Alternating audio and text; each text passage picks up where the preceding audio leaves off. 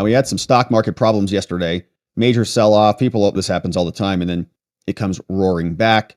But the White House came back out saying, don't even worry about the stocks, all right? It's not meaningful as much as business activity is. Saying, yep, these are animal spirits, chalking it up to animal spirits. A White House official insisted recent moves indicate a rosier picture of what's to come. Got to flush out some of that bad, corrupt money to really rebuild the country with infrastructure that's not just fleeting, not just fake government money that somebody stashed in the stock market. The White House on Monday downplayed the weeks-long sell-off, saying we're seeing a strong divergence between animal spirits of the stock market and what we're actually seeing unfold from businesses and business leaders. The latter is obviously more meaningful than the former. We care about the country, not the millionaires and the billionaires in Wall Street. White House appeared to be using the term to suggest the sell-off was being driven by irrational fears and negativity, but experts pointed to some major issues like the tariffs. And I think Trump just dropped another tariff post. I think I saw that from Lady Ice flagging that. Trump's been on a burner this morning.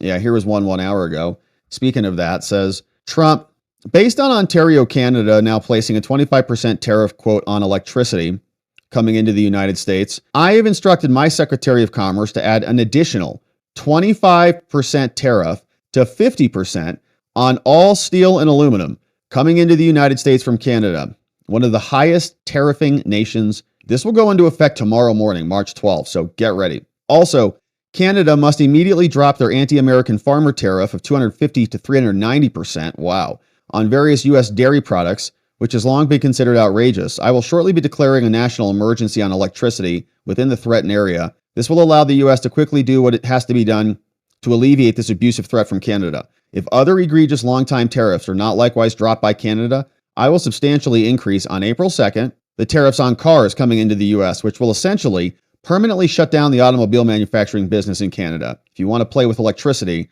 there goes your car industry. Those cars can easily be made in the USA. Also, Canada pays very little for national security, relying on the United States for military protection. We are subsidizing Canada to the tune of $200 billion a year. Why? This cannot continue. Trump says, the only thing that makes sense is for Canada to become our cherished 51st state. This would make all tariffs and everything else totally disappear. Canadians' taxes would be very substantially reduced. They will be more secure, militarily and otherwise, than ever before. There would no longer be a northern border problem. And the greatest and most powerful nation in the world will be bigger, better, and stronger than ever. And Canada will be a big part of that. The artificial line of separation drawn many years ago will finally disappear. We will have the safest, most beautiful nation anywhere in the world, and your brilliant anthem, Oh Canada, will continue to play, but now representing a great and powerful state within the greatest nation that the world has ever seen. So Trump wants Canada, wants it bigly. And we'll see how this escalation continues because electricity is pretty important. Car industry is pretty important. If they can't ship those across the northern border or their southern border, not going to be good for them. Interesting post there from Trump. We also saw that Trump's cabinet was out there making the rounds. RFK Jr. was on with Sean Hannity last night. Somebody made the catastrophic mistake of bringing him a milkshake. We'll put this up on the screen. They have pre-diabetes. He did not order that. It looks great. I'm sure one of our guys. Would anyone like a free shake? No, throw it out. But I want to go back. Get that out of my face, says RFK Jr. We have to be healthy. No more added sugars.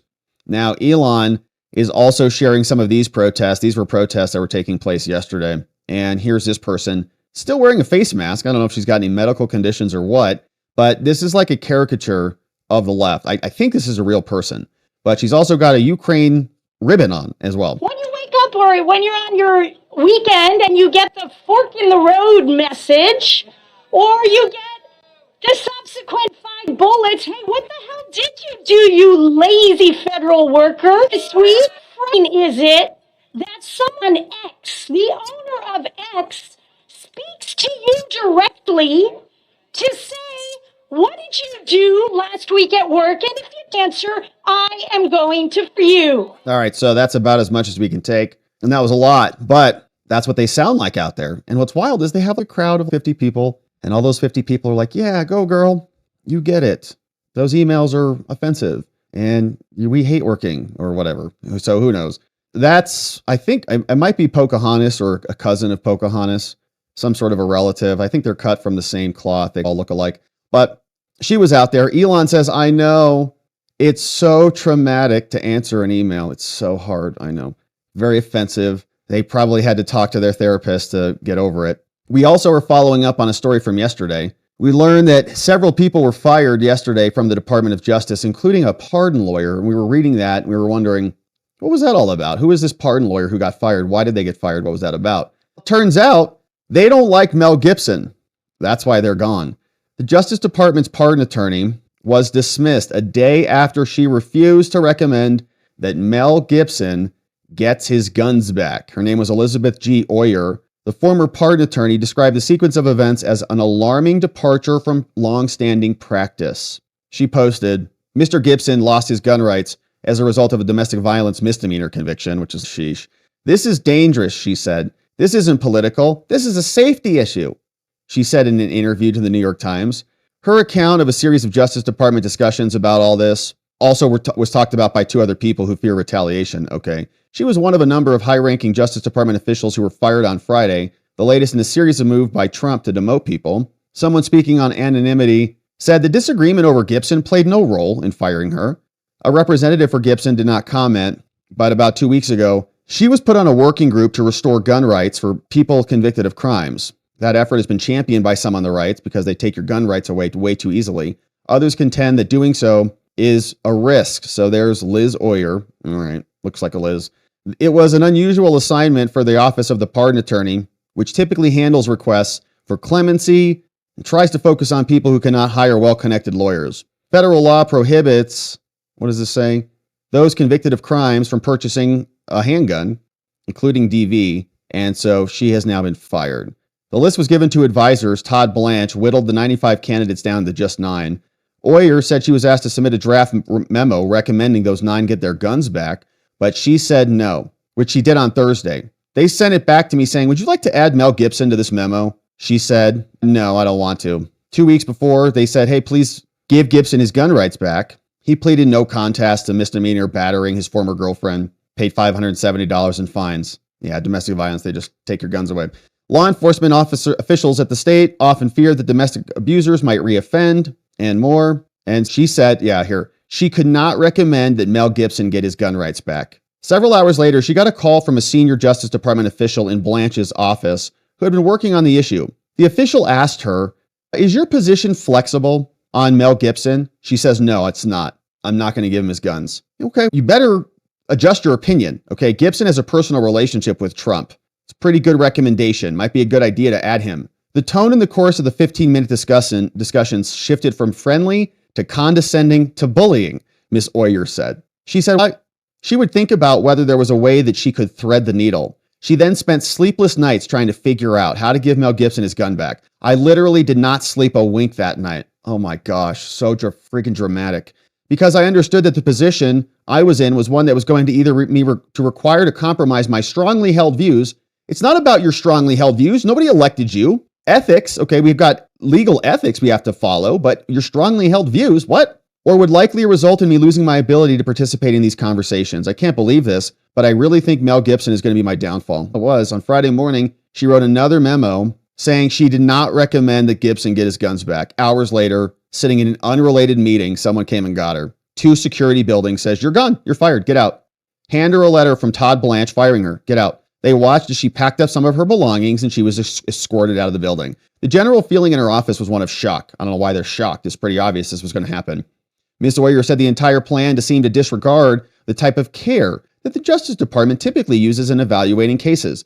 Care meaning her predispositions towards conservatives. She said she was told that the small batch of people to get their gun rights back would be the first step toward a broader policy goal achieved through regulation. She was very alarmed, insisting that the process should be automated, meaning you don't have much discretion in this. You don't get to insert your opinion on this. Ms. Oyer was told, she said that senior officials wanted to make a public announcement quickly that you're gone. As of Monday, no announcement was made, but she's now fired. So I'm not in favor of domestic violence at all, but I've represented many defendants in domestic violence cases.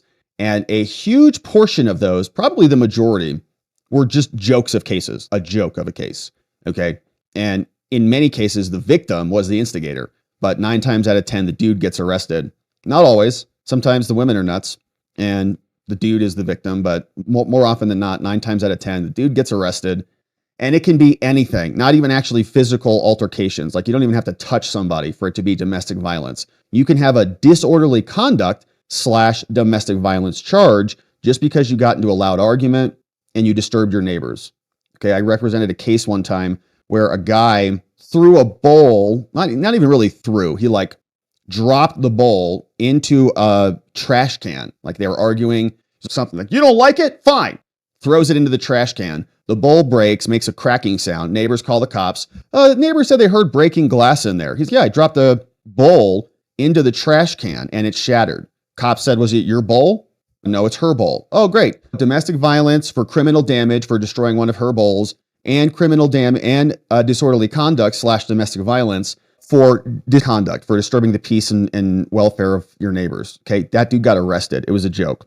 She didn't call the cops. She didn't want the cops to be there. They came and arrested him for that. It's a joke. A Justice Department, so same thing happens. I don't know Mel Gibson's case specifically, but that type of stuff happens every day. And then prosecutors like this, they rub themselves on their backs and they say, I have to do justice and I can't lose a wink of sleep over this because something bad might happen. Just give me a break. You guys are so dramatic. You're not God. Okay, just relax. You're not God.